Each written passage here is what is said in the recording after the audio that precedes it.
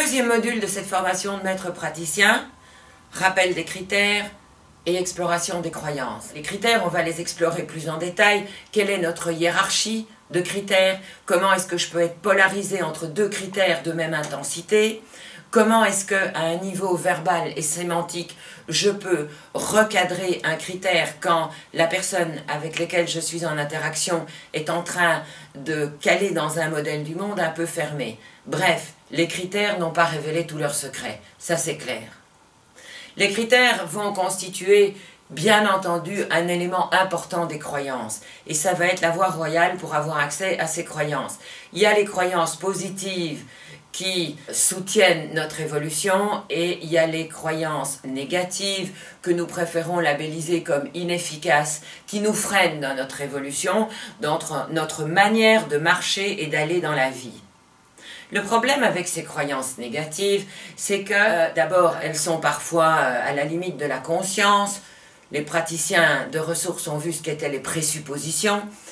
Et l'autre problème, c'est que quand une croyance est vraiment ancrée en vous, se produit un phénomène qu'on peut appeler d'identification. C'est-à-dire que ça, c'est plus une croyance, c'est la réalité.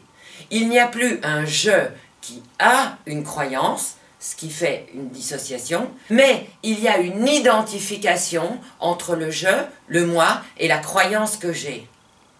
Et qui du coup n'est plus une croyance, c'est un « je » qui vit dans une réalité, et plus un « je » qui a une croyance, qui en tant que croyance, comme toutes les croyances, est modifiable. Une croyance, c'est un filtre.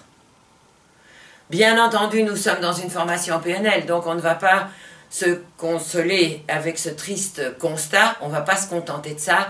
La PNL nous a offert des modèles puissants pour avoir un impact sur ses croyances. Et merci à Robert Dills et à tout le travail qu'il a fait dans ce domaine, tant pour une manière de recoder les croyances que pour ce modèle aussi extrêmement important qu'est la résolution de conflits de croyances. Qu'est-ce qui se passe quand je viens de changer de croyance? Je vais aller vers l'avant, vers un destin radieux, en tout cas on l'espère, mais qu'il y a tout mon système de croyances archaïque qui m'a protégé plus ou moins bien jusque-là, qui va me laisser faire quelques pas, mais qui ne va pas être d'accord pour me laisser aller dans un inconnu hors de sa protection.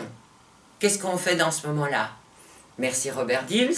De nouveau, la PNL a une réponse au travers d'un modèle qui résout ce conflit de croyances et qui est essentiel, parce que sinon ça serait du changement qui pourrait potentiellement ne pas s'installer.